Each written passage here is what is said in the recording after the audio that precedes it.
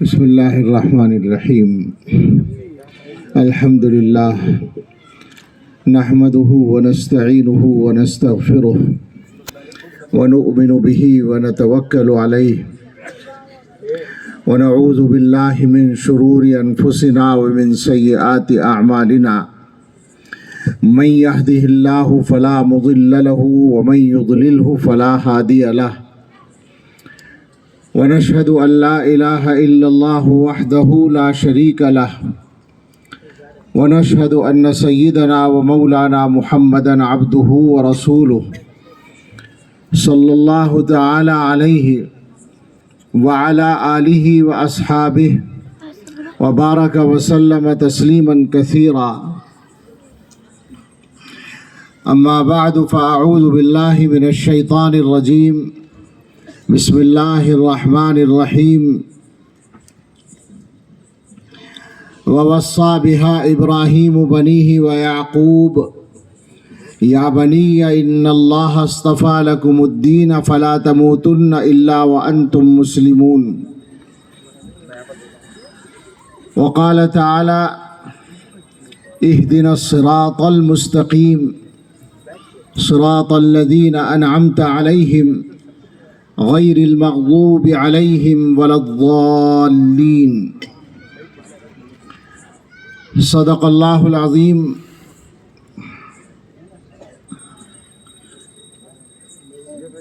عن سفیان بن عبد اللہ رضی اللہ عنہ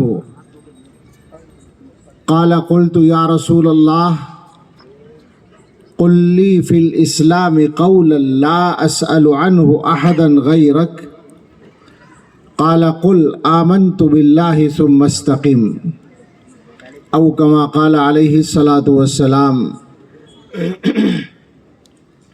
وعن العباس بن عبد المطلب رضي الله تعالى عنه قال قال رسول الله صلى الله عليه وسلم ذاق طعم الإيمان من رضي بالله ربا وبالإسلام دينا وبمحمد رسولا او كما قال عليه الصلاة والسلام.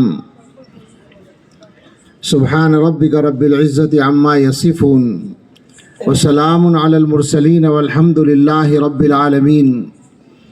اللهم صل على سيدنا محمد وعلى آل سيدنا محمد وبارك وسلم. اللهم صل على سيدنا محمد وعلى آل سيدنا محمد وبارك وسلم. اللهم صل على سيدنا محمد وعلى آل سيدنا محمد وبارك وسلم. تاریخ نے پوچھا اے لوگو یہ دنیا کس کی دنیا ہے؟ یہ دنیا کی تاریخ میں جو کچھ ہوا ہے اور جو ہونا چاہیے اس کا خلاصہ ایک نظم میں ہے، ایک بزرگ کی نظم ہے. تاریخ نے پوچھا اے لوگو یہ دنیا کس کی دنیا ہے؟ شاہی نے کہا کنگڈم، شاہی نے کہا یہ میری ہے اور دنیا نے یہ مان لیا. پھر تخت بچھے، ایوان سجے، گھڑیال بجے، دربار لگے، تلوار چلی اور خون بہے، انسان لٹے انسان بکے. دنیا نے آخر شاہی کو پہچان لیا. تاریخ نے پوچھا پھر لوگوں یہ دنیا کس کی دنیا ہے؟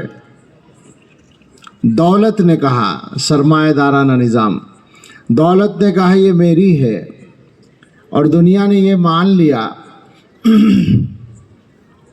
پھر بینک کھلے، بازار جمے، بیوپار بڑھے، انسان لٹے انسان بکے، آرام اڑے سب چیخ اٹھے.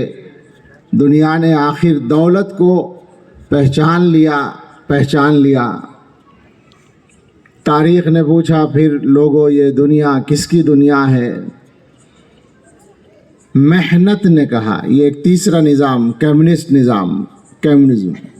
محنت نے کہا یہ میری ہے اور دنیا نے یہ مان لیا.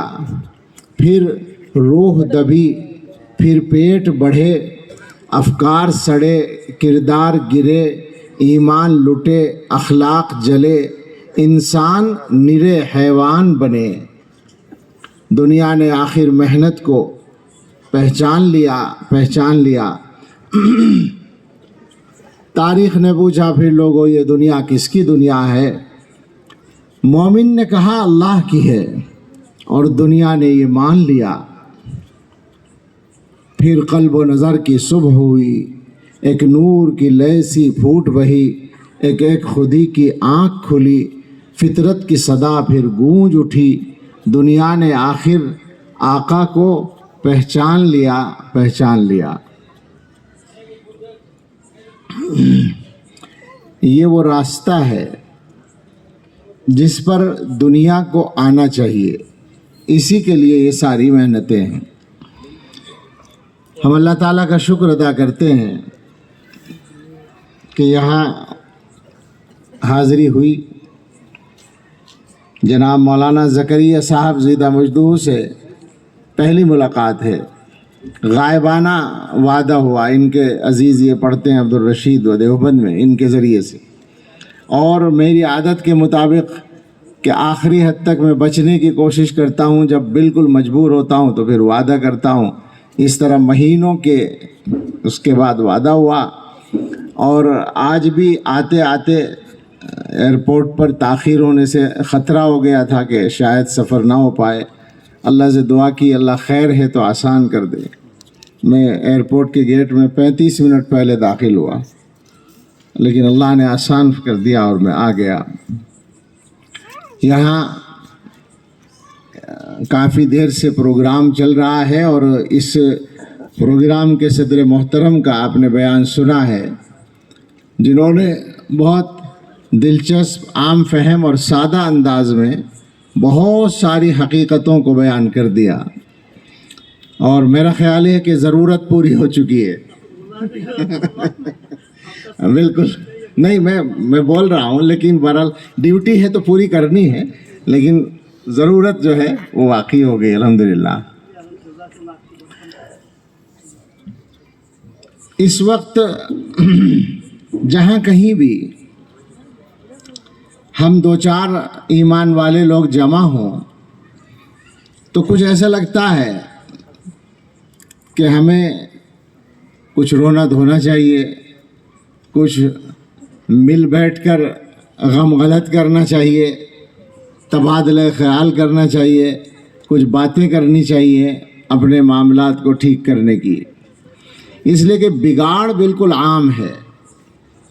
اور بگاڑ کا مطلب ہے کہ دنیا میں حق کے راستے میں، ہدایت کے راستے میں، صحیح بات کے راستے میں بہت بڑی بڑی رکاوٹیں کھڑی کی جا چکی ہیں۔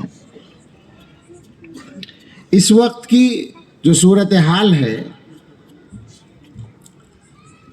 وہ اس اعتبار سے تو نئی نہیں ہے کہ مقابلہ پہلے سے ہے، جھگڑا پہلے سے ہے، جنگ پہلے سے ہے، بالکل شروع سے ہے۔ اللہ تعالیٰ نے حضرت آدم علیہ السلام کو جب بھیجا تھا تو اسی وقت فرمایا تھا بعضکم لبعض عدو، ایک دشمن ساتھ بھیجا تھا، اور ہر دور میں رہا۔ وَكَذَلِكَ جَعَلْنَا لِكُلِّ نَبِيٍّ عَدُوًّا شَيَاطِينَ الْإِنسِ وَالْجِنِّ،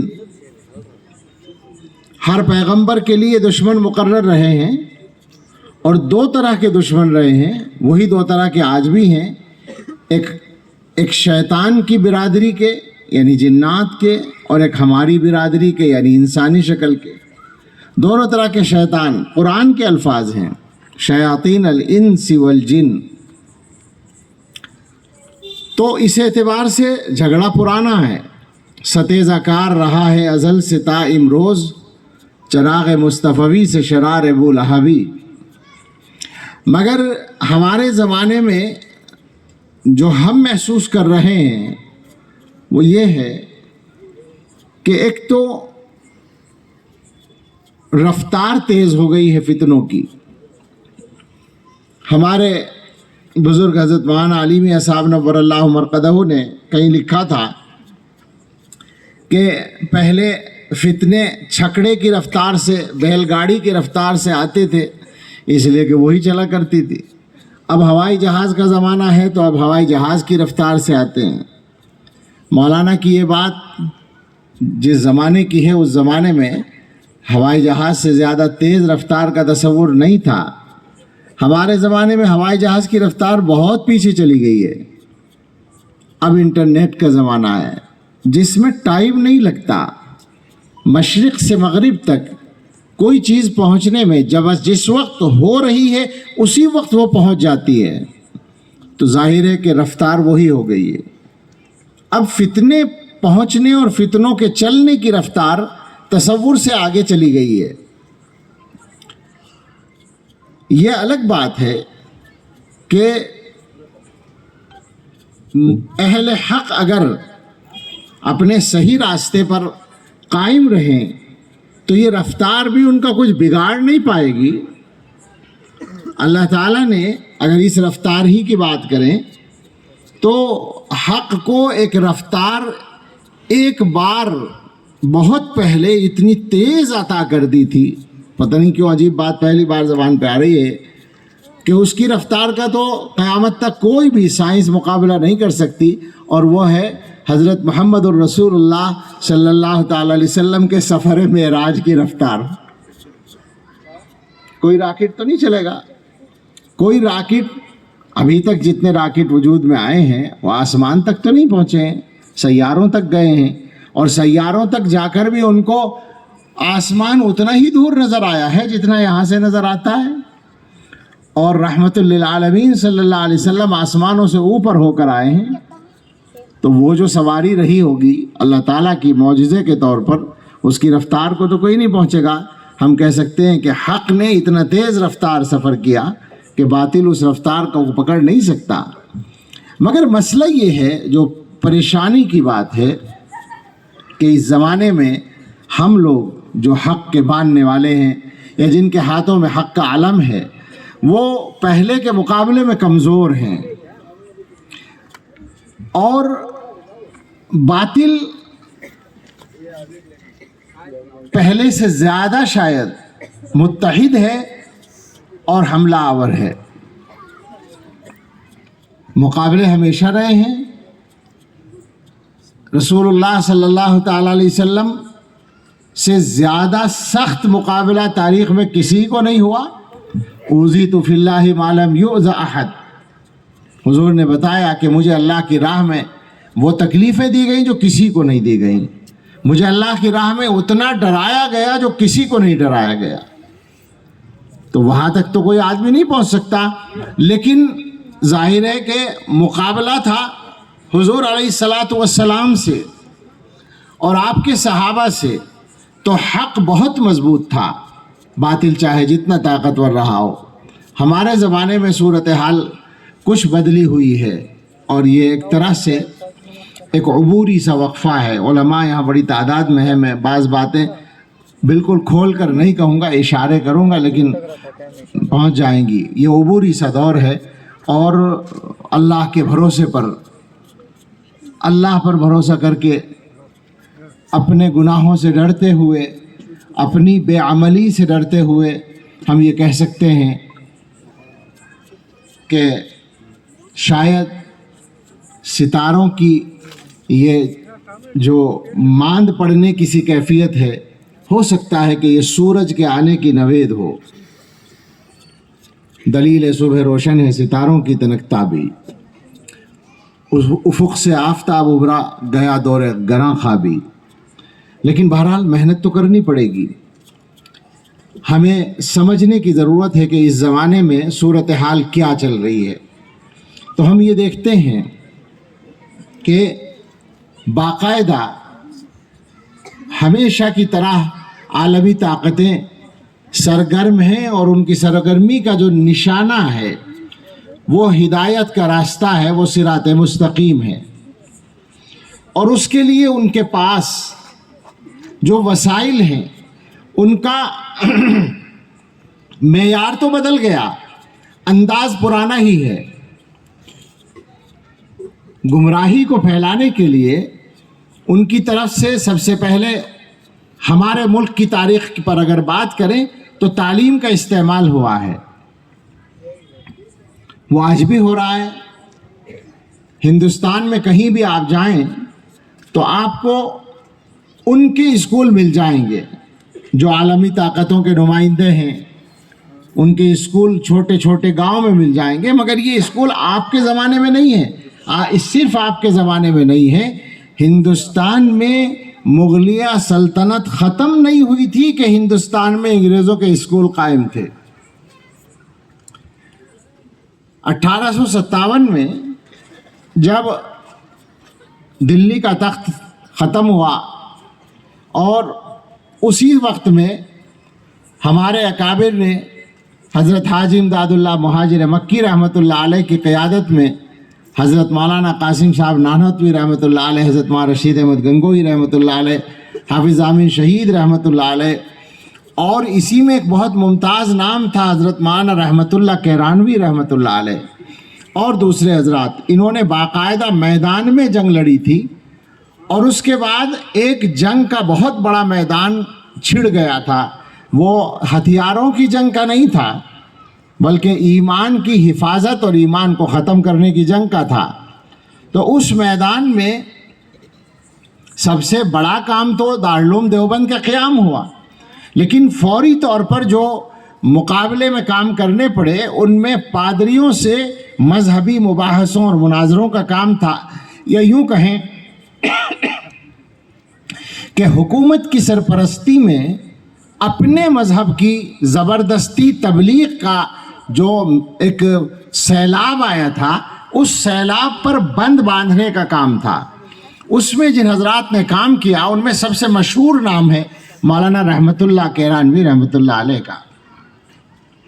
1857 کی جنگ جب ناکام ہو گئی اور یہ سارے کردار روپوش ہونے پر مجبور ہوئے تو مولانا رحمۃ اللہ صاحب ہجرت کر کے مکہ مکرمہ چلے گئے۔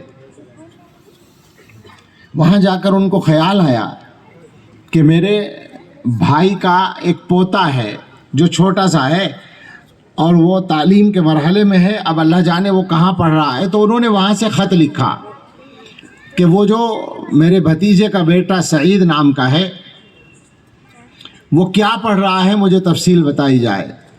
تو یہاں سے بتایا گیا کہ اس سعید کے جو باپ ہیں آپ کے بھتیجے وہ امبالہ میں سرکاری ملازم ہیں، اور ان کا بیٹا وہ سعید امبالہ کے مشن اسکول میں پڑھ رہا ہے۔ مجھے یہ سنانا تھا اصل۔ مولانا رحمت اللہ کیرانوی جیسا آدمی جس نے ساری دنیا میں عیسائیت کا مقابلہ کیا تھا، وہ تو تڑپ گئے کہ میں اتنا وقت آ گیا، ساری عمر لگا دی میں نے اس کے مقابلے میں، اور میرے گھر کا بچہ ان کے اسکول میں پڑھ رہا ہے۔ تو انہوں نے خط لکھا کہ بچے کو یہاں بھیج دو، میں اس کی تربیت کروں گا۔ چنانچہ وہ بچہ وہاں بھیجا گیا، اور اسی بچے نے وہ مدرسہ قائم کیا تھا جس کو آپ لوگ مدرسہ سہولتیہ کے نام سے جانتے ہیں۔ وہی پہلے ذمہ دار تھے اس کے۔ ان کی تعلیم کا انتظام ماں رحمۃ اللہ صاحب نے، اور تربیت کی حاجی امداد اللہ صاحب رحمۃ اللہ علیہ نے۔ عرض یہ کرنا تھا کہ یہ سلسلہ تعلیم کی راہ سے ایمان کے لیے خطرے کھڑے کرنے کا اس وقت سے چل رہا ہے، اور اب اس میں ایک نیا پہلو آ گیا ہے۔ ایک تو یہ ہے اسکولوں کا سلسلہ، مجھے اس کی تفصیل میں جانے کی ضرورت نہیں، سب کو پتہ ہے۔ میں خلاصہ کہہ دیتا ہوں کہ عیسائیوں کے جو تعلیمی مشن ہیں وہ تعلیمی مشن بعد میں ہیں، تبلیغی مشن پہلے ہیں، اور یہ بالکل سچائی ہے۔ اور عیسائی لوگ اپنے مذہب کی تبلیغ میں کتنے زیادہ مستعد ہیں اس کا اندازہ اس سے ہو سکتا ہے کہ میرا ایک جاننے والا نیوی میں ملازم ہے، اس نے بتایا کہ ہمارا جو شپ ہے وہ مختلف ملکوں کی بندرگاہوں پر جا کر رکتا ہے۔ تو کئی جگہ ایسی ہیں، امریکہ کا بھی اس نے نام لیا، کہ وہاں جیسے ہی سی پورٹ پر جا کر جہاز رکتا ہے مشکل سے 2 گھنٹے کے اندر اندر عیسائیوں کے مبلغ جہاز پر آ جاتے ہیں تبلیغ کرنے کے لیے۔ یعنی آپ غور کریں کہ دنیا کی یہ طاقتیں جو اپنے آپ کو روشن خیال کہتی ہیں اور ہمیں مذہب سے دور کرنے کے لیے ہر ہتھ کنڈا استعمال کرتی ہیں، اپنے مذہب کو پھیلانے کے لیے کتنی زیادہ مستعد ہیں، یہ آپ اندازہ کریں۔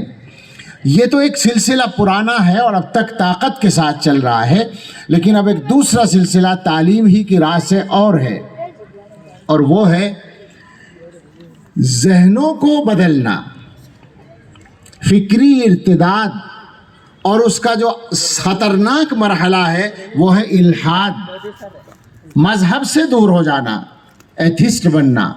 یہ کام اب تعلیم گاہوں میں خوب ہو رہا ہے، اور یونیورسٹیوں کے جو ڈگری والے شعبے ہیں اگر آپ ان میں جا کر معلومات کریں تو پتہ چلے گا کہ ایک خاصی تعداد پڑھانے والوں کی، پروفیسرز کی اور ان سے پڑھنے والے اسٹوڈنٹس کی ملحد ہوتی جا رہی ہے۔ ان کا بیک گراؤنڈ دوسرا بھی ہے، زیادہ دوسرا ہی ہے، ہندو مذہب سے بھی آ رہے ہیں، عیسائی مذہب سے بھی آ رہے ہیں، دوسرے مذہبوں سے بھی آ رہے ہیں، لیکن یہ ذہنوں سے نکال دیں کہ مسلمان ان میں نہیں ہے، ایسا نہیں ہے۔ مسلمان گھرانوں کے بچے بھی باقاعدہ ملحد بن رہے ہیں، منکر خدا اور منکر مذہب بن رہے ہیں۔ ذاتی طور پر ہم ایسے لوگوں کو جانتے ہیں جو اس کا شکار ہو رہے ہیں۔ یہ ایک مستقل اور خطرناک مہم ہے۔ آپ حضرات جانتے ہوں گے کہ دنیا میں اس وقت جب ملکوں کی مردم شماری ہوتی ہے اور اس میں مذہب کا خانہ ہوتا ہے تو اب ہر ملک میں اپنا مذہب، ہیومنزم یعنی انسانیت لکھنے والے، یا کوئی مذہب نہیں یہ لکھنے والے قابل ذکر تعداد میں آ چکے ہیں۔ بعض ملکوں میں 10-12% تک آ گئے ہیں۔ وہ جو انسانیت کو اپنا مذہب لکھتے ہیں حقیقت میں وہ بھی ملحد ہی ہوتے ہیں، وہ لا مذہب ہوتے ہیں اور اپنا مذہب انسانیت کو لکھتے ہیں۔ یہ ایک مستقل پہلو ہے، دوسروں کو اس سے کیا خطرہ ہے وہ جانیں، لیکن مسلمان کے لیے تشویش کی بات ہے کہ ایک مسلمان کا بھی اگر ایمان جاتا ہے تو سارے مسلمانوں کے لیے پریشانی کا مقام ہے۔ تیسرا ایک پہلو اور آ گیا، یہی پتہ نہیں کہاں سے تعلیم ہی کی راہ سے ایک پہلو اب کھڑا ہوا ہے، خطرناک معاملہ ہمارے سامنے آ کر، اور وہ ہے ہماری حکومت کا اقدام۔ ہماری حکومت نے جو تعلیمی پالیسی بنائی ہے، یہاں جو علماء ہیں ان میں سے بعض نے یقیناً اس کو دیکھا ہوگا، نیو ایجوکیشن پالیسی جو ہندوستان کی ہے اور جو باقاعدہ منظور ہو کر نافذ بھی ہو چکی ہے، اس کی تفصیلات ظاہر بیان کرنے کا موقع نہیں، مگر میرا جو اس پر تبصرہ ہے وہ یہ ہے کہ اس کے مطابق جب اسکولوں میں پڑھایا جائے گا، اور پڑھایا جانا ہے، اور بچوں کو اسکولوں میں بھیجنا بھی کمپلسری ہے ہی، اس زمانے ابھی ہو چکا ہے، تو بچوں کو اسکول میں بھیجنا بھی پڑے گا، اور بچہ جب اس پالیسی کے مطابق اسکول سے پڑھ کر آئے گا تو مجھے ایسا لگتا ہے کہ روزانہ ماں باپ کی یہ ڈیوٹی ہوگی کہ وہ اپنے بچے کو کلمہ پڑھوایا کریں کہ بیٹے تم اسکول سے آ رہے ہو، اللہ جانے کون سا کفر تمہاری زبان سے ادا ہوا ہو، تم کلمہ پڑھ لو۔ میں غلط تو نہیں کہہ رہا؟ یہ سارے کا سارا تعلیم کی راہ سے ہو رہا ہے، اور اس کے علاوہ جو اور محنتیں ہیں، خصوصاً اس زمانے کے یہ جو نئے ذرائع آ گئے، یوٹیوب پر آپ جائیں تو کتنی آپ کو سائٹس مل جائیں گی، کتنے چینل مل جائیں گے جن میں باقاعدہ اسلام کو اور اسلام کے احکام کو موضوع بحث بنایا جاتا ہے اور باطل ثابت کرنے کے لیے مکمل محنت کی جاتی ہے۔ عجیب بات یہ ہے کہ مسلمان اللہ جانے برداشت کی کون سی گولی کھائے ہوئے ہیں، مسلمان تو جواب میں بھی کھڑے نہیں ہوتے۔ ہاں سچی بات ہے، مسلمانوں کے پاس بہرحال ایک اخلاق بھی ہے کہ وہ کسی کے مذہب کو نشانہ بنانے کی پالیسی نہیں رکھتے، لیکن ہمیں مجبور کیا جا رہا ہے، حالات اس رخ پر لے جائے جا رہے ہیں۔ کم سے کم ہمیں اتنا تو ہونا چاہیے کہ ہم اپنے بچوں کے اندر وہ شعور بیدار کر دیں کہ وہ ان کی گڑبڑ کو سمجھ کر اور ان کا شکار ہونے سے بچے رہیں، اور جہاں ضرورت ہو ان کا جواب بھی دے سکیں۔ بہرحال ان کے ہاتھ میں میڈیا ہے اور ان کے ہاتھ میں طاقت ہے تو وہ اس کا استعمال کر رہے ہیں، اور انہوں نے اپنے ہاتھ میں لے رکھا ہے کہ سبجیکٹ کیا طے کرنا ہے، بحث کا، ڈیبیٹ کا جو سبجیکٹ ہے وہ خود طے کرتے ہیں، ہمیں تو اختیار نہیں دے رکھا ہے، لہٰذا ہمارا معاملہ یہ چل رہا ہے، ہم خاموش ہیں یا شکار ہو رہے ہیں۔ آپ غور کریں، میں نے جو باتیں اب تک کہی ہیں یہ سارے واقعات ہیں نا جو پیش آ رہے ہیں، جو حقائق ہیں، جو ہمارے سامنے ہیں، کوئی خیالی باتیں نہیں ہیں۔ اس کے علاوہ پھر دنیا کے اور حالات پر جائیں تو لالچ کے راستے ہیں۔ ہمارے اسی ملک کے اندر یہ اب سچائی ہے، بڑی مشکل یہ ہو گئی کہ خراب سے خراب بات اب کہنے پر مجبور ہونا پڑتا ہے۔ پہلے ایک وقت تھا کہ اگر کوئی ہم سے یہ کہے کہ کسی مسلمان نے پیسے کے لیے ایمان بیچ دیا تو ہم اس کا منہ نوچنے کو تیار ہو جاتے.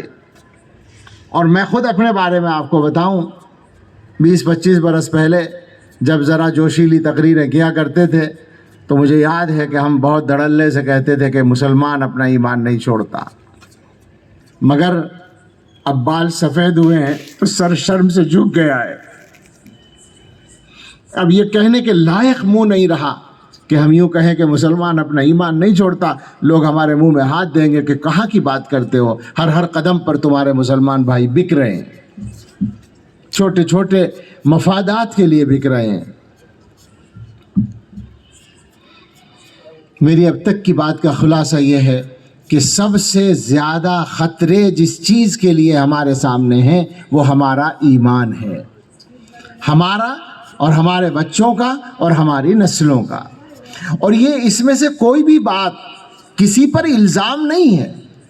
مثلا میں نے ابھی حکومت کی پالیسی کی بات کی ہے تو ہم الزام نہیں لگا رہے، بلکہ حکومت تو اس پر فخر کر رہی ہے کہ وہ ایسی پالیسی لائی ہے.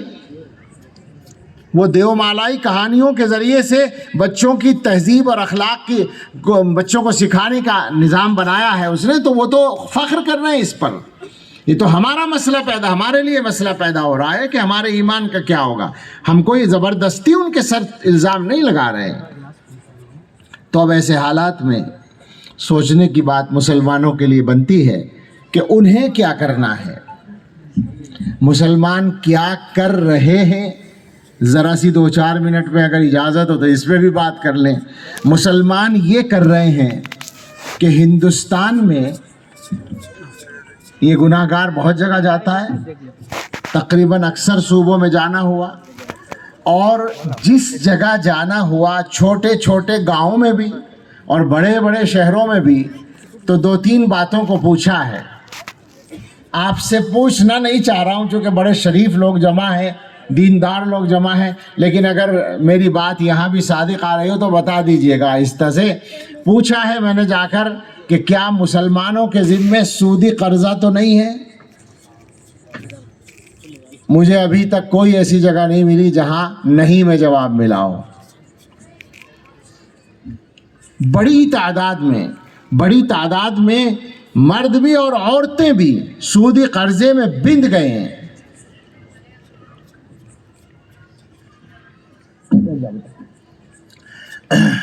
یہاں تو نہیں ہے، زیادہ ہے، پیچھے سے آواز آ رہی، زیادہ ہے. جناب یہی جواب ہر جگہ سے ملتا ہے.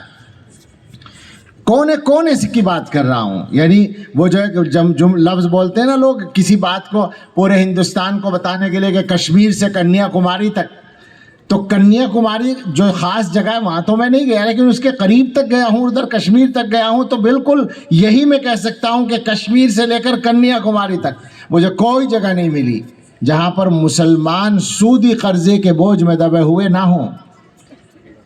خالص مسلم آبادیاں. میرا جو آبائی وطن ہے بجنور میں، اب تو میں دیوبند میں رہتا ہوں، لیکن بجنور میں میرا جو آبائی وطن ہے وہ ایک قصبہ ہے 40-50 ہزار کی آبادی کا، جہاں کی آبادی بیچ میں پوری آبادی میں کوئی غیر مسلم گھر نہیں ہے. ایک طرف ایک چھوٹا سا محلہ ہے، بس ٹھوس مسلم آبادی ہے، اور کئی ہزار گھروں میں سودی قرضہ جا رہا ہے. اور چھوٹے چھوٹے قصبوں میں، بجنور میں اور سہارنپور میں اور مظفر نگر میں اور میرٹھ میں اور شاملی میں اور باغپت میں، اور اس کے بعد دلی میں اور میوات میں، تبلیغ کا گڑھ میوات، وہاں لاکھوں کی تعداد میں، اور ہریانہ کے اور علاقوں میں اور پنجاب میں اور گجرات میں اور مہاراشٹر میں اور ایم پی میں اور چھتیس گڑھ میں اور تلنگانہ میں اور آندھرا میں اور تمل ناڈو میں اور مہاراشٹر میں اور بہار میں اور بنگال میں، جھارکھنڈ میں، آسام میں، کہاں کہاں کا میں نام لوں. میں فرضی نام نہیں لے رہا ہوں، سوچ کے اس لیے بول رہا ہوں کہ جہاں جہاں گیا ہوں وہاں کا نام لوں، اور ابھی چھوٹ گیا بہت سارا. کسی جگہ ابھی تک ایسا نہیں ملا کہ مسلمان سودی قرضے میں پھنسے ہوئے نہ ہوں. دوسرا سوال، نشہ. مسلمانوں کے جوان نشے میں مبتلا نہ ہوں. بعض صوبوں میں یہ صورتحال ہے کہ ایک چھوٹا سا گاؤں ہے، مجھے بتایا یہ مسلمانوں کا گاؤں ہے، اور یہاں مرد مسلمان بھی اور عورتیں بھی نشہ بھی کرتے ہیں، نشہ بیچتے بھی ہیں. اسمیک اور پورے صوبے میں نشے میں دوسرے نمبر پر ہیں، نشے کی تجارت میں۔ پورے ہندوستان کا جو جائزہ ہے وہ یہ ہے کہ مسلمانوں میں آبادی کے اعتبار سے غیروں سے زیادہ نشہ ہے اس وقت۔ اور کیا کیا گناہوں کا ذکر کرنا زیادہ اچھا نہیں لگتا، لیکن بہرحال وہ ساری چیزیں موجود ہیں۔ اور اس کے علاوہ مسلمانوں کا جو حال ہے، میں کبھی کبھی کہہ دیتا ہوں، ڈرتے ڈرتے کہتا ہوں مگر سچائی کہنے میں حرج نہیں، جانوں کو خطرے، مال کو خطرے، عزت و آبرو کو خطرے، ایمان کو خطرے، معلوم ہے نا، سب کو تسلیم ہے، حالات ایسے ہی ہیں، مگر شادیاں نوابی انداز سے ہی ہوں گی۔ آپ کے یہاں تو نہیں ہوتی؟ سادگی سے ہوتی ہوں گی؟ جہاں چلے جائیے لاکھوں لاکھ روپے کرائے کے تو پنڈال لیتے ہیں، وہ کیا کہتے ہیں اس کو، بینکٹ ہال، شادی ہال لیتے ہیں، شادی محل کہا جاتا ہے۔ ساری شان دکھانے کا موقع مسلمانوں کے پاس ایک شادی رہ جاتی ہے۔ میں پوچھتا ہوں شان ہے کیا تمہاری بھائی؟ یہ جو میں استقبال کو منع کرتا ہوں، بہت جگہ اس کا واسطہ پڑتا ہے۔ مولانا زکریا صاحب نے اپنی محبت سے استقبال کیا اور وہ پھول بھی ڈالے جا رہے ہیں اور لوگ کھڑے ہیں دونوں طرف۔ مجھے بہت، یعنی میں کوئی اتنا بڑھیا آدمی نہیں ہوں کہ بڑی تواضع ہے صاحب میری طبیعت میں، مگر میں یہ سوچتا ہوں کہ ہماری عزت ہے کیا جو استقبال کیا جا رہا ہے؟ ذاتی طور پر تو خیر ہم بہت بڑے گناہگار ہیں ہی، لیکن کل ملا کر بھی ہم سارے مسلمان مل کر کیا حیثیت رکھتے ہیں دنیا میں؟ کس کو دکھا رہے ہیں ہم اپنی شان؟ کس پہ فرق پڑتا ہے ہماری شان سے؟ یعنی اگر ہماری شادی 1 کروڑ کی ہو رہی ہے تو کسی کے سر میں کیا درد ہو رہا ہے؟ کسی کو کیا پریشانی ہو رہی ہے اس سے؟ کون سا حق کا بول بالا ہو رہا ہے؟ سوچیں ذرا اس بات کو۔ ہمیں تو وہ راستہ ملا تھا کہ جس میں ہمارے آقا صلی اللہ تعالیٰ علیہ وسلم کے گھر میں 1 مہینہ چولہا نہیں جلتا تھا، اور دنیا کے بادشاہ ان کے نام سے ڈرتے تھے، کانپتے تھے۔ اور یہ تو حضرت محمد صلی اللہ علیہ وسلم کی بات ہے اور ان کے صحابہ کی بات ہے۔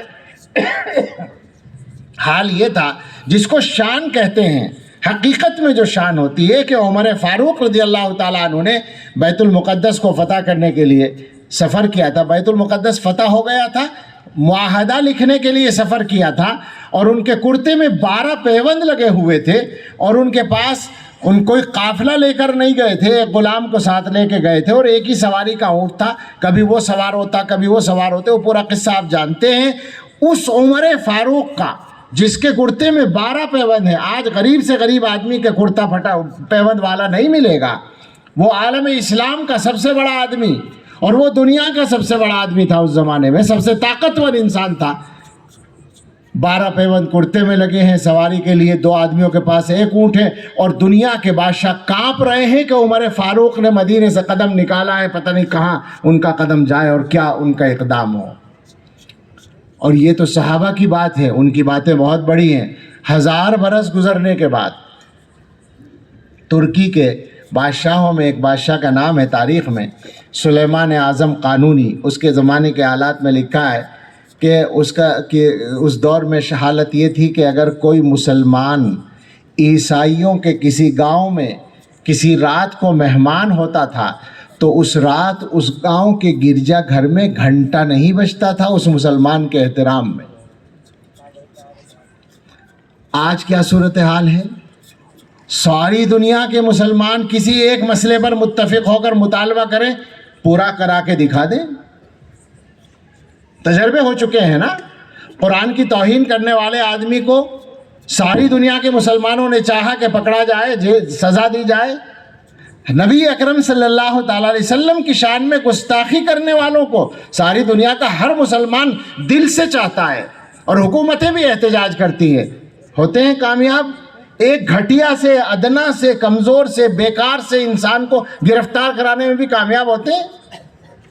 وَلَكِنَّكُمْ غُثَاءٌ كَغُثَاءِ السَّيْلِ، وہی چل رہا ہے۔ دنیا کے اہل باطل، دنیا میں شیطان کے نمائندے، وہ شیاطین الانس جو شیطان کے کارندے اور ایجنٹ ہیں، وہ دنیا کا جو ایجنڈا طے کرنا چاہتے ہیں، اور دنیا کا نہیں، ہمارے ملکوں کا، ہمارے معاملات کا جو فیصلہ وہ کرنا چاہتے ہیں آزادی کے ساتھ کرتے ہیں، اور ہمارے اندر اتنا دم نہیں ہوتا کہ ہم اپنے معاملات میں ان کی رائے کے خلاف چل سکیں۔ ہمارے اندر یہ دم نہیں ہے کہ ہمارے بھائیوں کو ساری دنیا مانتی ہے کہ ظلماً مارا جا رہا ہے فلسطین میں، اور ہم میں اتنا بھی دم نہیں ہے کہ ہم اتنا ہی کر سکیں کہ بھائی کھلے طور پر امداد پہنچانے دو، ہمیں ہمارا راستہ کھولنے دو۔ اس کی بھی ہمت ہمارے اندر نہیں ہے۔ تو چلیں حکومتوں پر نہ جائیں، حکومتوں پر جب جاتے ہیں تو لوگوں کو مزہ آتا ہے حکومتوں میں تبصرے کرنے میں۔ میں کہا کرتا ہوں لوگوں سے کہ ہم مسلمان جب باتیں کرتے ہیں تو ہر ایک حکومتوں کی بات کرتا ہے کہ سعودیہ کے بادشاہ یہ کر رہے ہیں، اور قطر کے یہ کر رہے ہیں، اور دبئی کے یہ کر رہے ہیں، فلاں کے یہ کر رہے ہیں۔ میں یہ پوچھتا ہوں کہ یہ مسلمان جو باتیں بنا رہا ہے بیٹھ کر، یہ بھی تو کہیں کا بادشاہ ہے، ایک گھر کا بادشاہ ہے جس میں 5-6 آدمی رہتے ہیں، 1 کروڑ 2 کروڑ نہیں، 4-5-6 آدمی رہتے ہیں۔ اس نے اپنے گھر میں کتنا شریعت کو نافذ کر رکھا ہے، اسے سوچنا چاہیے نا۔ تو میرے بھائیوں یہ حالات ہیں۔ میں کہہ رہا تھا کہ دنیا کے فتنے وہ ہیں اور حالات ہمارے یہ ہیں، لہٰذا اب ان حالات سے نکل میں اپنی گفتگو کے تیسرے حصے کی طرف جا رہا ہوں۔ یہ 3 ٹکڑے ہو گئے۔ اب یہ ہے کہ ہمارا کام کیا، ہمیں کرنا کیا، ہمیں سمجھنا کیا ہے۔ تو ضرورت اس کی ہے کہ ہم اپنا اصل مسئلہ سمجھیں۔ ہمارے زمانے میں بھی صورتحال یہی ہے کہ ہر آدمی کی نظر میں جو اصل مسئلہ ہے وہ سب دنیا کے مسئلے ہیں۔ کسی کے سامنے اصل مسئلہ یہ ہے کہ میرے بیٹوں کا روزگار ہو جائے، کسی کے سامنے اصل مسئلہ یہ کہ بچوں کی شادی ہو جائے، کسی کے سامنے اصل مسئلہ یہ ہے کہ مکان بن جائے، کسی کے سامنے اصل مسئلہ ہے کہ کاروبار چل جائے۔ ان سارے کاموں کو اصل بنا کر ہم بیٹھے ہوئے ہیں اور ایمان ہاتھ سے نکلا جا رہا ہے۔ تو تھوڑا سا صحیح کر لیں، اصل مسئلہ ایمان ہے، اصل مسئلہ ایمان کی حفاظت ہے، اصل مسئلہ اپنے اور اپنے بچوں اور اپنی نسلوں کے ایمان کی حفاظت ہے۔ اس ایمان کی حفاظت کے لیے جو راستہ ہمارے پاس ہے وہ بہت سادہ، آسان، صاف ستھرا اور مضبوط ہے۔ اہدنا الصراط المستقیم کی شکل میں اللہ تعالیٰ نے ہمیں دے رکھا ہے۔ اب اس کی بات تو کرنے کا وقت نہیں ہے زیادہ کہ صراط مستقیم پر میں بات کروں، لیکن آپ سے یہ عرض کر دوں مختصر طور پر کہ اللہ نے خود قرآن میں بتا رکھا ہے کہ صراط الذین انعمت علیہم صراط مستقیم ہے، اور انعمت علیہم وہ ہیں جو انبیاء اور صدیقین اور شہداء اور صالحین ہیں۔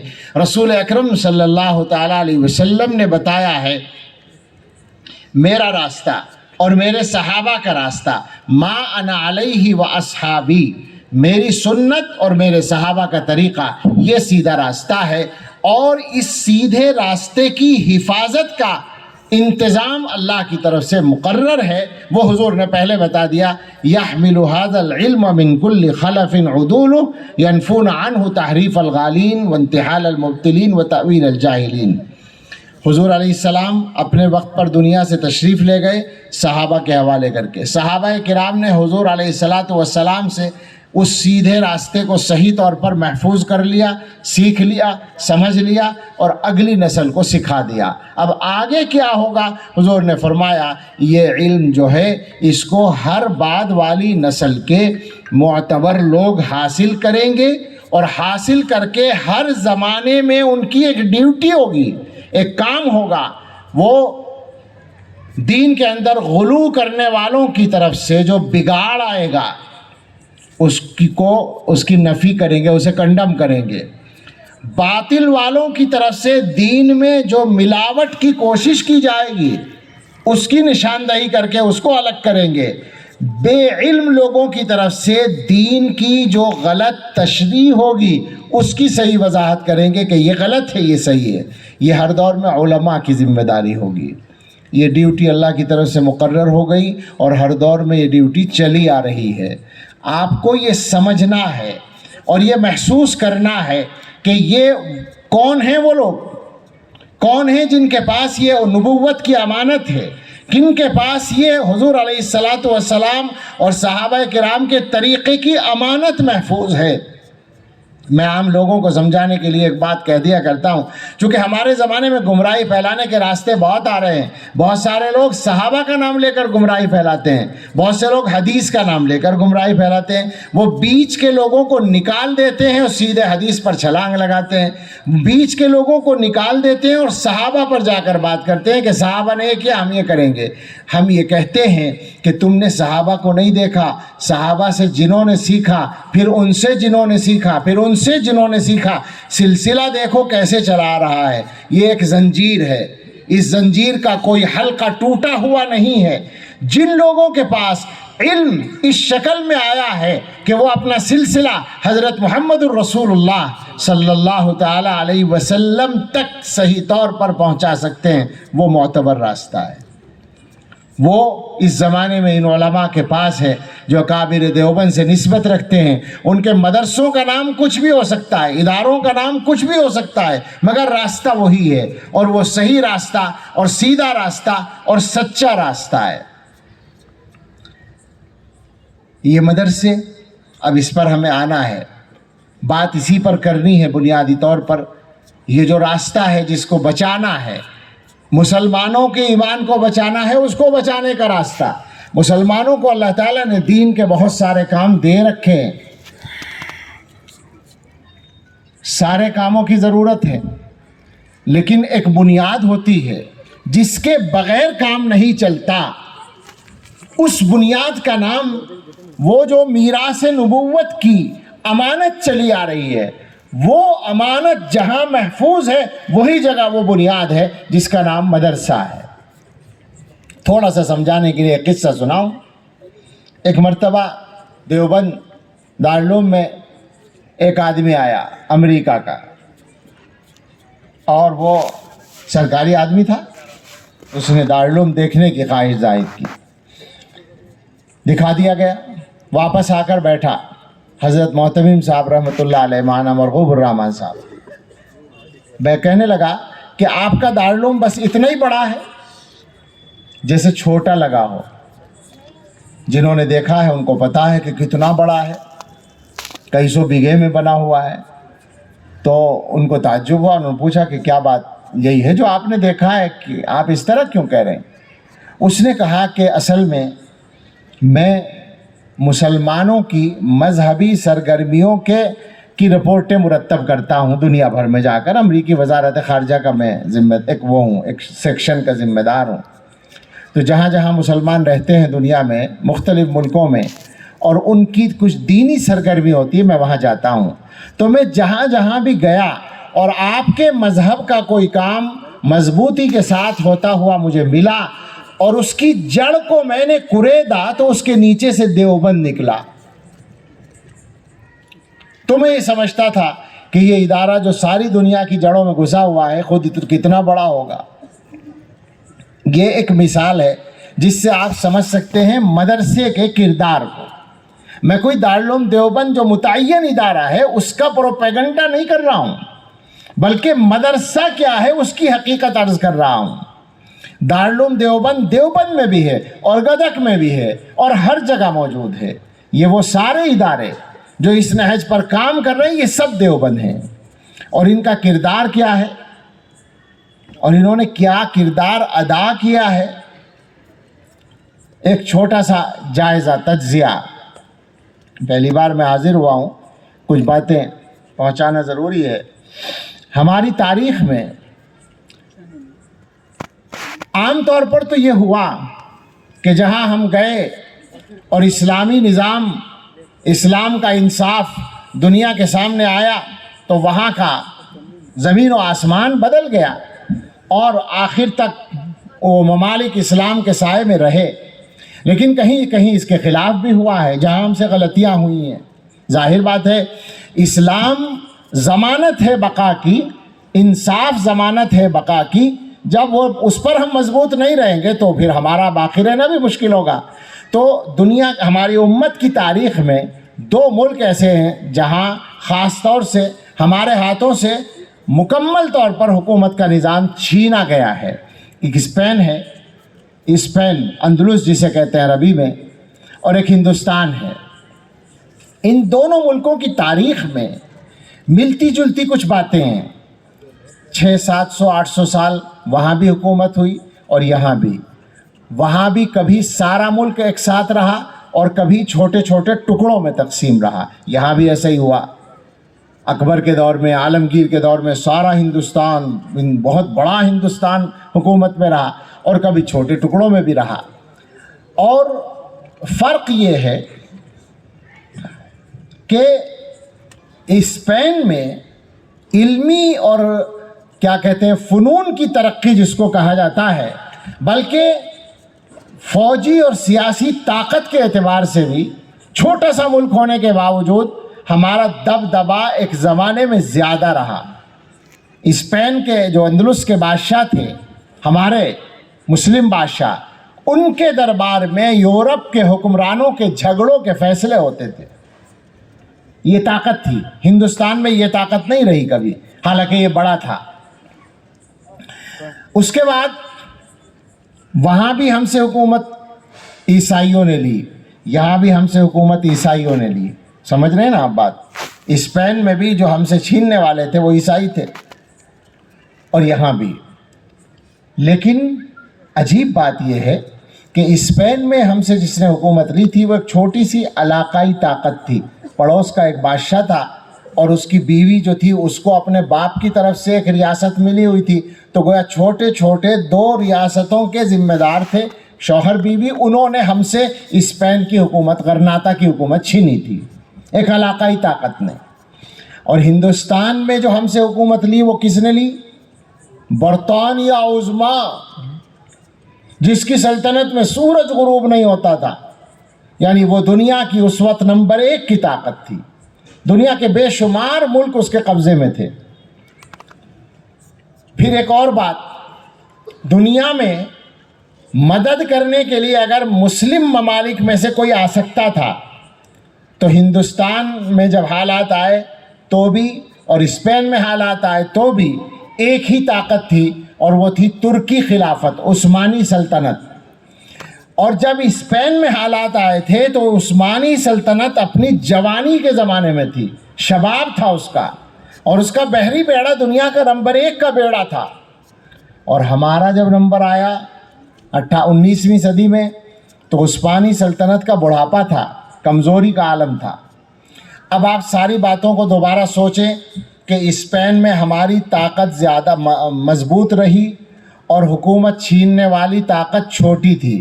ہندوستان میں ہماری طاقت اتنی مضبوط نہیں تھی اور حکومت لینے والی طاقت بڑی تھی.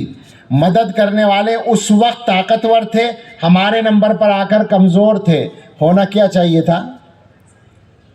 ہونا کیا چاہیے تھا کہ اسپین میں ہم زندہ رہتے اور ہندوستان میں ختم ہو جاتے. یہی ہونا چاہیے تھا نا اسباب کے اعتبار سے. میری بات سمجھ رہے ہیں آپ؟ لیکن ہوا کیا ہے؟ الٹا ہوا ہے. اسپین میں ہم ختم ہوئے اور ہندوستان میں صرف زندہ نہیں ہے، پوری طرح زندہ ہے الحمدللہ. ہمارے یہ جو چہرے نظر آ رہے ہیں، یہ داڑھیاں، یہ ٹوپیاں، یہ ایمان کے ادارے، الحمدللہ ہم ہیں. اور اللہ کے بھروسے پر کہہ سکتے ہیں کہ قیامت تک رہیں گے انشاءاللہ. ہمیں کوئی تاریخ کا تجزیہ کرنے والا بتائے کہ اسپین کی تقدیر میں اور ہندوستان کی تقدیر میں فرق کیوں ہوا. ایک جواب ہمارا ہے، اگر یہ غلط ہو تو بتایا جائے. ہمارا جواب سیدھا سیدھا یہ ہے کہ اسپین میں دارالعلوم دیوبند نہیں بنا، مدرسے نہیں بنے. ہندوستان میں یہ کام ہوا، لہٰذا ہندوستان میں مسلمان بچ گئے، وہاں ختم ہو گئے. کوئی تعصب کی بات نہیں ہے، سچائی ہے تاریخ کی. اسپین میں یہ تو اللہ تعالیٰ کی حکمتیں ہوتی ہیں، کیا ہونا ہے، کہاں ہونا ہے، اسباب اسی طرح بن جاتے ہیں. اسپین میں دینی تعلیم کا کوئی تسلسل قائم نہیں ہو سکا.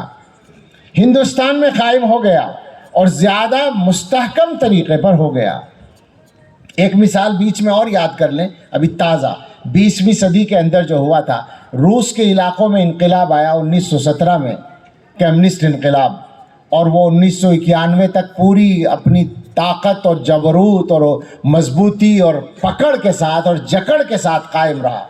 اور اس زمانے میں وہاں اللہ کا نام لینا جرم، اذان پڑھنا جرم، نماز پڑھنا جرم، قرآن پڑھنا جرم، عربی کی کتاب رکھنا جرم، سب کچھ ہو گیا۔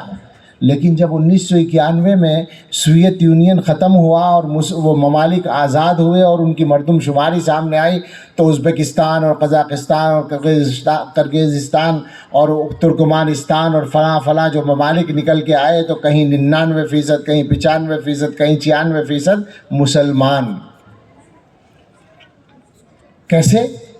صرف اس وجہ سے کہ انہوں نے دین کی تعلیم چپکے ہی صحیح جاری رکھی۔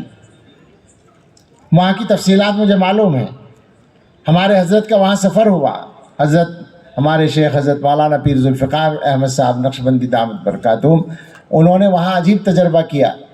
آپ نے پڑھا ہوگا، بعض لوگوں نے، لوگ لائے حافظوں کو کہ ان سے قرآن سنیے، پکا یاد۔ انہی حافظوں کو بٹھا کر کہا، قرآن سامنے رکھ کر حضرت سے کہا کہ حضرت ان سے قرآن میں دیکھ کر سنیے۔ کہا حافظ ہیں، یاد ہے تو دیکھ کر کیوں سنیں؟ تو بتایا نہیں، پوچھئے ان سے، تو ان کو نہیں آتا، دیکھ کر پڑھنا نہیں آتا۔ یہ کیا قصہ ہے؟ انہوں نے کہا کہ جی دیکھ کر پڑھانے کا تو کوئی امکان ہی نہیں تھا، موقع ہی نہیں تھا، قرآن سامنے رکھ کے تو پڑھا ہی نہیں سکتے تھے۔ اس طرح پڑھاتے تھے کہ استاذ زبان سے ایک لفظ بولتا تھا اور وہ یاد کرا دیتا تھا طالب علم کو، پھر دوسرا، پھر تیسرا، اس طرح پورا قرآن زبانی یاد کرایا جاتا تھا، قرآن سامنے نہیں ہوتا تھا۔ طرح طرح سے ان لوگوں نے کام کیا، تو وہاں دین کی تعلیم کا تسلسل جاری رہا، لہٰذا ایمان محفوظ رہا۔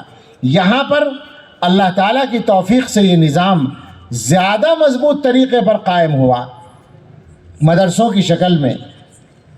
اور حجت الاسلام حضرت نانوتوی رحمۃ اللہ علیہ نے جو نہج طے کیا کہ مدرسوں کو عام مسلمانوں کے چندوں سے چلانا ہے، اس کی برکت سے اللہ تعالیٰ نے بہت کچھ اس میں خیر پیدا فرما دی۔ اس وقت سے نظام چل رہا ہے۔ ٹھیک ہے، آج کل کے حالات میں کچھ تبدیلیوں کی ممکن ہے، ضرورت ہو، لیکن بنیادی طور پر وہ نظام اسی طرح چل رہا ہے اور چل سکے گا انشاءاللہ، امید ہے۔ ایک مرتبہ دیوبند ہی میں وہ پھر امریکہ ہی کہا، چونکہ امریکہ والوں کو تو ہر جگہ ٹانگ اڑانے کا حق ہوتا ہے نا، تو وہ آتے رہتے ہیں۔ تو آیا ایک مرتبہ وہاں کا ایک افسر، وہ بھی وزارت خارجہ کا تھا اور وہ عربی بولنے والا تھا، تو اس سے ہماری بات ہوئی، اساتذہ کی بات ہوئی۔ مجھ سے اس نے پوچھا کہ ہندوستان میں کتنے مدرسے ہیں؟ میں نے کہا کہ مجھے نہیں معلوم، میرے پاس کوئی سروے نہیں ہے جس میں تعداد بتا سکوں، لیکن لاکھوں ہیں، چھوٹے بڑے ملا کر، عربی تعلیم کے بھی اور مکتبوں کو اگر ملا لیں تو لاکھوں ہیں۔ اس نے کہا کہ ان مدرسوں کا خرچ کتنا ہوگا؟ میں نے کہا جب تعداد نہیں معلوم تو خرچ کہاں سے بتاؤں؟ اس نے کہا دارالعلوم دیوبند کا خرچ کتنا ہے؟ وہ میں نے بتا دیا، اور میں نے کہا کہ دارالعلوم کا جو خرچ ہے یہ سب سے بڑا ہے، اس کے بعد دارالعلوم سے کم خرچ والے کئی ادارے ہیں جن کا کروڑوں کا بجٹ ہے، اور لاکھوں کے بجٹ والے بہت سارے ہیں۔ تو اب اس نے اپنے ذہن میں ایک اندازہ لگایا اور پھر مجھ سے پوچھا کہ یہ سارا پیسہ کہاں سے آتا ہے؟ اس کا جواب بغیر سوچے میں دے سکتا تھا، میں نے جلدی سے بولا من تبرعات الشعب المسلم، عام مسلمان کے چندے سے۔ جیسے ہی یہ لفظ بولا کہ بھائی عام مسلمان چندہ دیتے ہیں، ان کے چندے سے یہ سارا پورا ہوتا ہے، اچھا آپ سمجھ سکتے ہیں کہ وہ آدمی تو وہ ذہین تھا ہی، اور یہ لوگ جو ہیں ایک دم سمجھ لیتے ہیں چیزوں کو، کھربوں روپے بنتے ہیں، مدرسوں کا جو خرچہ ہے وہ کھربوں روپے بنتا ہے۔ تو اس نے مجھ سے فوراً یہ کہا کہ سمجھ میں نہیں آتا، یعنی مسلمانوں کے چندے سے یہ کام ہوتا ہے، یہ سمجھ میں نہیں آتا۔ میں نے کہا کہ آپ کی سمجھ میں کیا آئے گا، ہماری سمجھ میں نہیں آتا۔ سمجھ میں آنے والی بات ہی نہیں ہے، کیسے سمجھ میں آئے گا؟ یہ کوئی عقلی بات ہے کہ ایک آدمی محنت سے پیسہ کمائے اور اپنی جیب سے نکال کے مولانا زکریا کے ہاتھ میں دے دے؟ یہ کوئی عقل کی بات ہے؟ عقل کی بات تو اس زمانے میں یہ ہے کہ دوسرے کی جیب سے پیسہ نکال لے۔ وہ اپنی جیب سے پیسہ نکال کر دوسرے کو دے رہا ہے اور اختیار دے رہا ہے چاہے جہاں خرچ کرو۔ تو یہ تو عقل والی بات نہیں ہے، یہ اللہ تعالیٰ کا نظام ہے، یہ اللہ تعالیٰ کی طرف سے ایک انتظام ہے مسلمانوں کے ایمان کی حفاظت کا۔ میں آپ سے ایک بات کہتا ہوں اور مجھے یقین ہے کہ یہ بات صحیح ہے کہ ہندوستان میں یہ جو فیصلہ تھا کہ عام مسلمانوں کے چندے سے مدرسے چلیں گے، شاید اسی کی برکت ہے کہ مسلمان باقی ہیں۔ اس فیصلے کی وجہ یہ ہے کہ اللہ کے دین کو تو باقی رہنا ہے، یہ تو آپ کو سب کو پتہ ہے، اللہ کا دین باقی رہے گا، اس میں تو کوئی شک نہیں ہے، لیکن مسلمانوں کا پیسہ جڑ گیا اللہ کے دین کی بقا کے ساتھ، تو مسلمانوں کو بھی باقی رہنا ہے۔ جب اللہ تعالیٰ نے اپنے دین کے ساتھ دیکھیے دنیا میں اکثر ملکوں میں یہ نظام نہیں ہوتا، عام طور پر عام لوگوں کے چندے سے ادارے چلتے ہوں ایسا بہت کم ہوتا ہے، اور یہاں یہی صورتحال ہے۔ آپ کے ہاں تو پتہ نہیں کیا رواج ہے، کہیں ہوتا ہے یا نہیں، ہمارے علاقے میں جلسوں میں چندے کا رواج ہے۔ یہ جو وہاں پڑے ہوئے لوگ ہیں انہوں نے دیکھا بھی ہوگا، بعض علاقوں کے جلسوں میں بعض مدرسے کے جلسے میں 1-1 کروڑ 2-2 کروڑ روپیہ چندہ ہوتا ہے، جلسے میں ہوتا ہے، لوگ وہیں لے کر آتے ہیں اور دیتے ہیں اور لکھواتے ہیں، سمجھ میں نہیں آتا کیسے ہوتا ہے۔ تو مسلمان کی کمائی کو اللہ نے استعمال کیا دین کی بقا کے لیے، لہٰذا مسلمانوں کو بھی باقی رہنا ہے۔ ویسے یہ مسلمان جو ہے بیچارہ کمزور ہے، غریب ہے، اس کے پاس کاروبار بھی کم ہے، ملازمتیں تو تقریباً نہیں ہیں، ذرائع آمدنی ذرائع معاش اس کے اوپر تنگ کیے جا رہے ہیں، مگر ہم آپ سے کہتے ہیں کہ اگر آپ نے اس چیز کو محسوس کر کے سمجھ کے باقی رکھا، اپنا حصہ دین کی بقا میں لگائے رکھا، تو ہمیں یقین ہے کہ دنیا کی کوئی طاقت آپ کو ختم نہیں کر سکتی انشاءاللہ۔ سمجھنے کی ضرورت ہے۔ اس زمانے میں ابھی باتیں آئیں، اشارے ہوئے، یہ جو عالمی طاقتیں ہیں، اصل میں اس زمانے میں کوئی بات کھل کر کہنے میں تکلف نہیں، بلکہ چھپ کے تو کچھ کہا ہی نہیں جا سکتا، کیا ہی نہیں جا سکتا، کوئی بات راز نہیں ہے، تو جو کہنا ہے وہ کھل کر ہی کہنا ہے۔ ہمارے یہ بڑی بڑی طاقتیں امریکہ سے لے کر ہندوستان تک جو کام کر رہی ہیں، ان کا جو پروپیگنڈا ہے، چونکہ پروپیگنڈا اس زمانے میں ایک بڑی طاقت رکھتا ہے، آدمیوں کے دماغ اس سے متاثر ہوتے ہیں، وہ بہت سمجھدار لوگ ہیں، وہ بہت چالاک لوگ ہیں، وہ مسلمانوں کی اصل طاقت کو جانتے ہیں۔ مسلمانوں کی اصل طاقت یہ مدرسے ہیں۔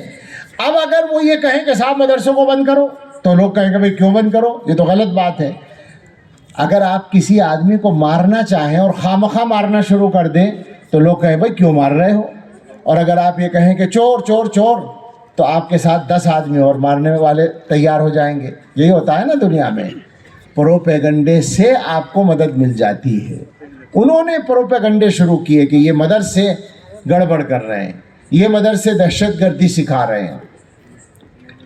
دہشت گردی کا قصہ تو عجیب ہے، یعنی ہمارے اوپر اتنا شاندار الزام ہے۔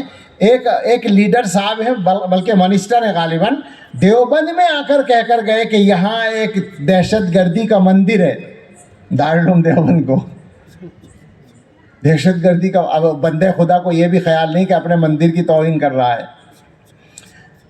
آسانی کے ساتھ کہہ دیتے ہیں۔ حالانکہ ایک بات ہے جو سچائی ہے وہ سب کو معلوم ہے، ہمارے مدرسے کھلی کتاب ہیں۔ یہ مدرسہ ہی ہے جہاں ہم بیٹھے ہیں، یہ مدرسے کی عمارت ہے جی، یہ سامنے جو مدرسہ ہے نا، اس میں کون سی 4 دیواری ہے؟ دن اور رات کے کسی حصے میں کہاں سے کون آدمی نہیں آ سکتا۔ یہاں 80% مدرسے ایسے ہی ہیں کہ جن میں 24 گھنٹے آ سکتا ہے، بلکہ 4 دیواری بھی اگر ہے، وہ دارالعلوم دیوبند جو سب سے بڑا مدرسہ ہے، اس میں ہم آج تک سوچتے ہیں کہ کہاں کوئی پابندی، کوئی پہرا ایسا نہیں ہے، جب بھی کوئی چاہے آسانی کے ساتھ آ سکتا ہے۔ کھلی کتاب ہے، اور ان کو پتہ ہے، ان کو سچائی کا پتہ ہے۔ وہ ان کی ایک پالیسی ہے، وہ جھوٹ بولتے ہیں، جان کر جھوٹ بولتے ہیں، پروپیگنڈے کرتے ہیں، اور جھوٹ بولنے کی انتہا یہ ہے، آپ کو ہنسی آئے گی، ایک مرتبہ ٹی وی پر ایک خبر آئی اور فوٹو بھی اس میں، کہ کچھ لوگ ہیں جو غالباً ٹوپی اوپی اوڑھے ہوئے یا مسلمانوں والے لباس میں ہیں اور ہتھیاروں کی ٹریننگ لے رہے ہیں، اور ایک آدمی یا کچھ لوگ ان کو ٹریننگ دے رہے ہیں۔ وہ باقاعدہ گروپ فوٹو ٹی وی پر آیا اور اس کے نیچے لکھا کہ دیوبند میں باقاعدہ ٹریننگ دی جا رہی ہے دہشت گردی کی۔ اور قصہ کیا تھا؟ قصہ یہ تھا کہ کشمیر میں چونکہ وہاں ٹیررزم چلتا رہتا ہے، وہ جو آتے ہیں کیا کہتے ہیں حملہ کرنے والے لوگ. تو حکومت کی یہ پالیسی ہوئی, حکومت نے یہ چاہا کہ یہ جو ملیٹنٹ آتے ہیں ان کا مقابلہ شہریوں کو بھی کرنے کی پریکٹس اور تربیت دی جائے. تو عام شہریوں کو ہماری ہندوستانی حکومت کی طرف سے فوج کے ذریعے کچھ لوگوں کو ہتھیار چلانے کی ٹریننگ دی جا رہی تھی کہ اگر وہ آ کے حملہ کریں تو یہ مقابلہ کر سکیں. اس میں ایک آدمی سہارنپور کا رہنے والا تھا, وہ بھی فوجی تھا. تو جن لوگوں نے ٹریننگ لی ان کے ساتھ اس نے ایک گروپ فوٹو لیا تھا. وہ گروپ فوٹو لے کر اپنے گھر آیا. وہاں اس کی ایک رشتہ دار لڑکی آئی ہوئی تھی جو دیوبند کی تھی. تو اس کو وہ گروپ فوٹو اچھا لگا, اس نے وہ اس سے لے لیا اور دیوبند میں آ کر اس نے ایک فوٹوگرافر کو دیا کہ اس کی کاپی بنا دو مجھے. اب وہ جو فوٹوگرافر صاحب تھے ان کو مزہ آ گیا. انہوں نے سوچا کہ یہ تو دیوبند کا فوٹو ہے اور فوج اس کی ہتھیاروں کی ٹریننگ ہو رہی ہے. انہوں نے کسی میڈیا والے کو پکڑا دیا کہ دیکھو دیوبند میں دہشت گردی سکھائی جا رہی ہے. وہ ٹی وی پر آ گیا. جب وہ اس لڑکی نے دیکھا کہ یہ تو وہ فوٹو ہے جو میں نے دیا تھا, تو اس نے جلدی سے اپنے بھائی کو بتایا اور اس نے میڈیا والوں سے رابطہ کر کے بتایا کہ یہ جھوٹ ہے, غلط ہے, اس کا دیوبند سے کوئی تعلق نہیں, تو کشمیر کا فوٹو ہے اور حکومت کا ہے, حکومت کے انتظام میں عام شہریوں کو جو سکھایا جا رہا ہے اس کا فوٹو ہے. یہ اتنی جسارت لوگ کرتے ہیں جھوٹ بولنے کی. لیکن ہمیں ایک بات کا اطمینان ہے کہ چونکہ ہمارا کردار کھلی کتاب کی طرح, اس لیے اس سے کوئی فرق نہیں پڑتا. مگر مجھے اس سے آگے ایک بات کہنی ہے. یہ کوئی مسئلہ نہیں ہے. مسئلہ اصل میں یہ ہے کہ انہوں نے اب اس سے آگے قدم بڑھایا ہے.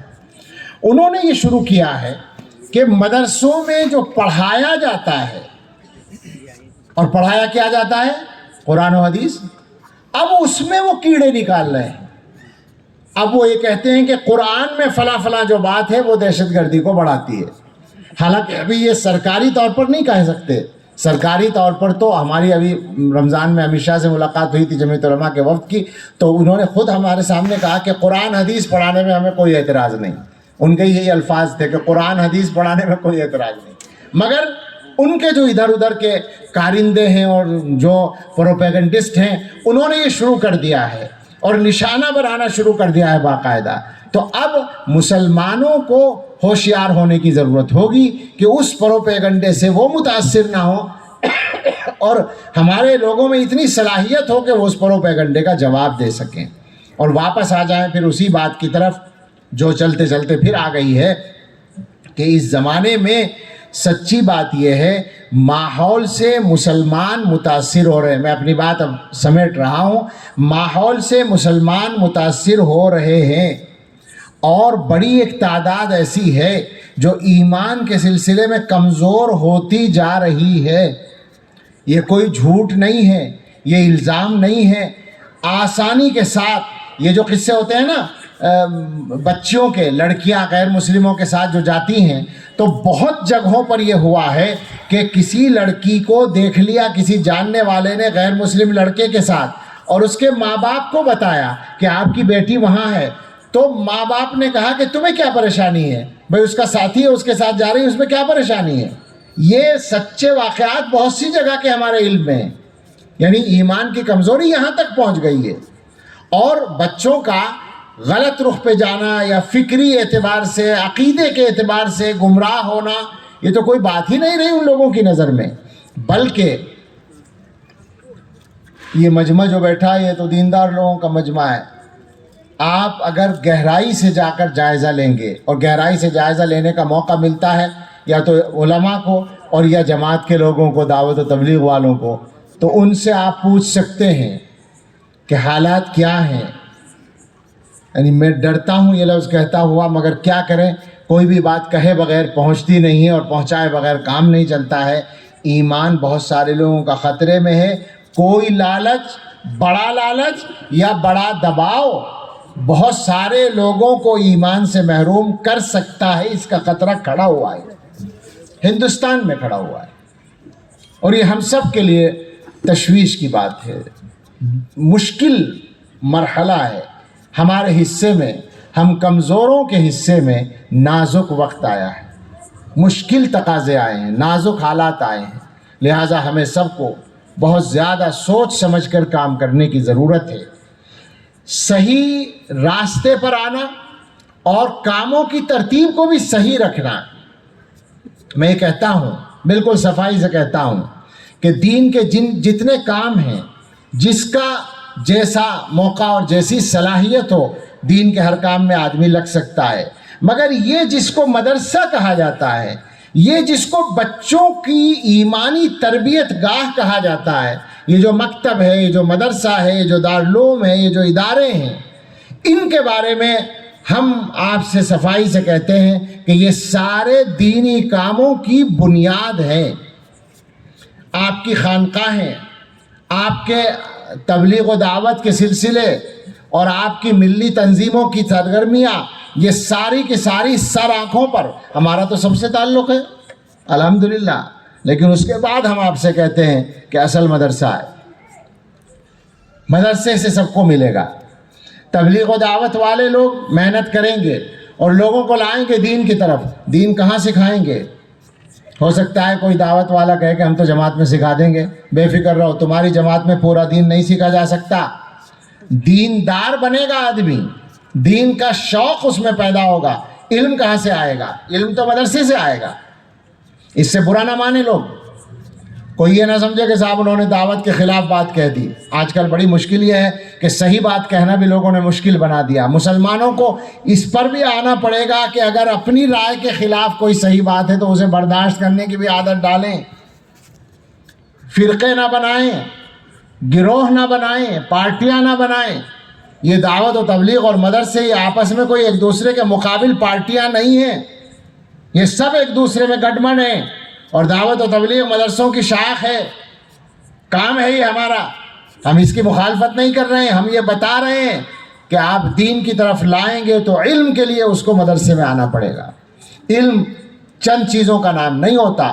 یہ ٹھیک ہے کہ ایک بڑی عمر کا آدمی ہے، وہ تبلیغ میں لگ گیا، انشاءاللہ امید ہے کہ اس کی ضرورت پوری ہو جائے گی اور وہ دین کے راستے پر چلے گا اور آخر تک اس کا کام ٹھیک ہو جائے گا. لیکن آپ کی نسلوں کو یہ میراث پہنچانے کا کام کہاں سے ہوگا؟ علوم نبوت. یہ تو مدرسے سے ہوگا. اور یہ کوئی لڑائی کی بات نہیں ہے. دعوت و تبلیغ سے ہی تو مدرسوں کو سب سے زیادہ بچے ملتے ہیں. جو لوگ دیندار بنتے ہیں پھر ان کو فکر ہوتی ہے اپنے بچوں کو عالم بنانے کی، اپنے بچوں کو دین پڑھانے کی، تو وہ کرتے ہیں یہ کام. لیکن مجھے یہ عرض کرنا ہے صفائی سے کہ آپس کے اختلافات کو بھی گھٹانے کی کوشش کریں. کسی بھی کام کو جھگڑے کا موضوع نہ بنائیں. یہ مزاج ختم کریں کہ چونکہ یہ کام میں کرتا ہوں لہذا مجھے اسی کی بات کرنی ہے. اگر دوسرا کوئی آدمی دوسرا کام کرتا ہے اور وہ کام صحیح ہے تو مجھے کیا پریشانی ہے کہ میں اس کی تائید کروں؟ مسلمانوں کو یہ سوچنے کی ضرورت ہے کہ اس وقت لڑنے کے لیے، مقابلے کے لیے تو دنیا کے اندر آپ کے دشمن بہت سارے ہیں. ان سے لڑنے کا دم تو ہے نہیں. آپس میں لڑائی کر کر کے ہم اپنا دم، اپنی طاقت خرچ کرتے رہتے ہیں. اس کو بدلنے کی ضرورت ہے. یہ بدلنا پڑے گا مزاج. اور سارے لوگوں کو خاص طور سے آخر میں یہ بات کہ اپنی زندگیوں کو بدلنے کی ضرورت ہے. زندگی بدلنے کا مطلب یہ ہے کہ ہر آدمی اپنے بارے میں غور کرے کہ میری زندگی میں کہاں کہاں اصلاح کی ضرورت ہے، کہاں کہاں تبدیلی کی ضرورت ہے. ہم لوگوں کی ایک بیماری ہے. وہ بیماری یہ ہے کہ جب ہم سے کوئی بات کہی جاتی ہے تو پورا مجمع سنتا ہے شوق سے اور ہر آدمی یہ سمجھتا ہے کہ یہ بات مسلمانوں سے کہی جا رہی ہے، مجھ سے نہیں کہی جا رہی ہے. ارے بابا تو بھی تو مسلمان ہے، تجھ سے بھی کہی جا رہی ہے، تو بھی تو اسی مجمع کا حصہ ہے. یہ علماء باتیں کرتے ہیں، تقریریں کرتے ہیں. بعض علماء کو آپ نے دیکھا ہوگا کہ وہ بہت پرجوش تقریر کرتے ہیں، سخت تقریر کرتے ہیں اور لوگ خوش ہوتے ہیں کہ حضرت بہت اچھے مقرر ہیں. لیکن اگر وہی حضرت کسی ایک آدمی کو اکیلے میں اتنی سخت نہیں، اس سے آدھی اور چوتھائی سخت بات کہہ دیں تو وہ برا مانے گا یا تعریف کرے گا کہ حضرت بہت اچھی تقریر کر رہے ہیں؟ لڑائی ہو جائے گی. کیوں؟ اس کا مطلب یہ کہ مجمع میں بیٹھ کر وہ یہ سمجھ رہا تھا کہ مجھے نہیں کہہ رہے، ان سب کو کہہ رہے ہیں. میرے علاوہ جو جتنے بیٹھے ہیں سب نالائق ہیں، ان کو کہا جا رہا ہے، میں ٹھیک ہوں. اور سچی بات یہ ہے، آپ اس کو محسوس کریں کہ ہم سب کی ایک مشترک بیماری یہی ہے کہ ہم اپنے آپ کو ٹھیک سمجھتے ہیں، اوروں کو غلط سمجھتے ہیں. ہماری سب کی مشترک بیماری. اسی لیے جب ہم سے بات کی جاتی ہے، میں بار بار یہ بات کہنے لگا ہوں کہ باتیں کرنے میں ہم سب بہت اچھے لوگ ہیں. کسی سے بات کر کے دیکھ لیجئے، پڑھا لکھا ہو یا جاہل ہو، دیندار ہو یا بے دین ہو، چھوٹا ہو یا بڑا ہو، کوئی بھی کسی بھی لائن کا آدمی ہو، باتیں کرنے سے اندازہ ہوگا کہ اس سے زیادہ اصول پسند تو آدمی ہو ہی نہیں سکتا، اس سے زیادہ صحیح کام کرنے والا تو ہو ہی نہیں سکتا۔ باتوں میں ہم سب پکے مسلمان ہیں، ضرورت ہے کہ عمل میں بھی ہو جائیں۔ ہر آدمی اپنے آپ کو اچھا سمجھے بیٹھا ہے۔ ایک پہچان، ایک ٹیسٹ، یوں غور کریں، اگر ابھی اللہ کا موت کا پیغام لے کر فرشتہ آ جائے تو کیا یقین ہے کہ جیسے حالات چل رہے ہیں ہمارے عملی سیدھے سیدھے جنت میں جانے کا کام ہو جائے گا؟ سوچ لیں اس کو، اور اگر نہیں ہے ایسا تو پھر بدلنے کی ضرورت ہے۔ اور بدلنا کب ہے؟ فوراً، اس لیے کہ کب آنے والی ہے موت یہ پتہ نہیں ہے۔ میں بعض جگہ لوگوں سے بات کرتے ہوئے کہتا ہوں کہ بھائی بدلنا ہے یہ تو مانتے ہو کہ ہاں جی مانتے ہیں بدلنا، حالات اچھے نہیں، بدلنا پڑے گا، تو میں پوچھتا ہوں کب بدلو گے؟ اکثر لوگوں کا پروگرام کیا ہوتا ہے معلوم ہے آپ کو؟ 10-20 سال کے بعد۔ جوانوں کا پروگرام میں بتاؤں، جوانوں کا پروگرام ہوتا ہے کہ 50-60 سال تک تو کمانے کا کام کرنا ہے، محنت کرنی ہے، اور اس کے بعد توبہ کر کے مسجد میں بیٹھ جائیں گے، دیندار بن جائیں گے۔ تو میں لوگوں سے کہتا ہوں کہ یہ بتاؤ، جو صحیح بات ہے وہ یہ بتاؤ کہ مرنے کا پروگرام کب ہے؟ اب اس پر آدمی ہنستا ہے، لیکن ظاہر ہے کہ یہ تو سب سے کڑوی حقیقت ہے۔ بتائیں کہ مرنے کا پروگرام کس کا کب ہے؟ جواب یہ ہے کہ کسی کو پتہ نہیں۔ ابھی بھی ہو سکتا ہے، ہم یہاں بیٹھے ہیں، ممکن ہے کہ ہم اپنے پاؤں سے چل کے جائیں، اور ممکن ہے کہ ہمیں اٹھا کر لے جائے جائے۔ اتنی قریب موت ہے، تو اس کا مطلب ہے کہ ابھی بدلنے کی ضرورت ہے۔ تو ہم سب یہاں سے اپنے آپ کو بدلنے کا پیغام بھی لے کر جائیں۔ اور بدلنے کا میں ذرا اور کھول دوں، ہر آدمی یہ سوچے کہ میری زندگی میں کون سا گناہ چل رہا ہے جو چھوٹ نہیں رہا ہے، اس گناہ کو چھوڑنا ہے۔ اگرچہ گناہوں کا چھوڑنا آسان نہیں ہوتا، بڑی محنت کی ضرورت ہوتی ہے، اور اللہ والوں سے تعلق کی ضرورت ہوتی ہے۔ میں ایک مرتبہ ایک بڑا سا ایسے ہی جلسہ تھا، تقوی پر بات کر رہا تھا، تو بات ختم ہونے کو آئی تو دور سے ایک آدمی نے کھڑے ہو کر سوال کیا کہ مولانا تقوی کہاں ملے گا؟ میں نے کہا کہ کپڑا کہاں ملتا ہے؟ اس نے کہا جی کپڑا تو کپڑے والوں کے یہاں ملتا ہے۔ میں نے کہا غلہ کہاں ملتا ہے؟ اناج کہاں ملتا ہے؟ کہا وہ اناج والوں کے یہاں ملتا ہے۔ میں نے کہا بس جواب ہو گیا، تقوی والوں کے یہاں ملے گا، وہ بازار میں نہیں ملے گا۔ جن کی زندگی میں تقوی، ان کے قریب جاؤ تو تمہارے اندر تقوی آئے گا۔ لیکن مسلمانوں سے سوال ہے، آپ کے 24 گھنٹے کے ٹائم ٹیبل میں روزانہ یا ہفتے بھر میں بھی کوئی آدھا گھنٹہ مقرر ہے کسی اللہ والے کے پاس جانے کے لیے؟ فرصت ہی نہیں ہے۔ اس لیے کہ ترجیحات جو ہیں ہماری، جو کیا کہیں گے اس کو، جن کاموں کو ہم نمبر 1 پر ضروری سمجھتے ہیں ان سے فرصت نہیں ہے، اور وہ سب دنیا کے کام ہیں۔ آخرت کی فکر، اپنی اصلاح کی فکر، اپنے آپ کو بدلنے کی فکر، یہ تو ہمارے ایجنڈے کا حصہ ہی نہیں ہے، ہمارے ٹائم ٹیبل میں اس کی کوئی جگہ ہی نہیں ہے، تو کیسے بدلیں گے؟ اس لیے ضرورت ہے، بس میری باتوں کا خلاصہ 2 باتیں ہیں، ایک تو فکر کرنی ہے اپنے آپ کو بدلنے کی، اور ایک فکر کرنی ہے صراط مستقیم پر خود قائم رہ کر اور اپنے بچوں کے قائم رہنے کا انتظام کر کے دنیا سے جانے کی۔ اور اس انتظام کے لیے جو سب سے بنیادی کردار ادا کرتا ہے وہ مدرسہ ہے، اور مدرسے کے علاوہ جتنے دین کے راستے ہیں ان میں سے جس کا تعلق ہو سکتا ہے وہ اس سے اپنا رابطہ کر کے اپنے دین کی اور اپنے بچوں کے دین کی حفاظت کی کوشش کرے، اور اللہ سے مانگتے رہیں۔ اللہ تعالی ہم سب کو اور ہماری نسلوں کو دین پر استقامت عطا فرمائے، اور جو یہ مدرسہ یہاں چل رہا ہے اللہ تعالی اس کی بھرپور حفاظت فرمائے، یہاں کی محنتوں کو قبول فرمائے، کاموں میں آسانیاں عطا فرمائے، اور اللہ ہم سب سے اور پوری امت کے لوگوں سے راضی ہو جائے۔ آمین۔ وآخر دعوانا ان الحمد للہ رب العالمین۔ جزاک اللہ خیرہ۔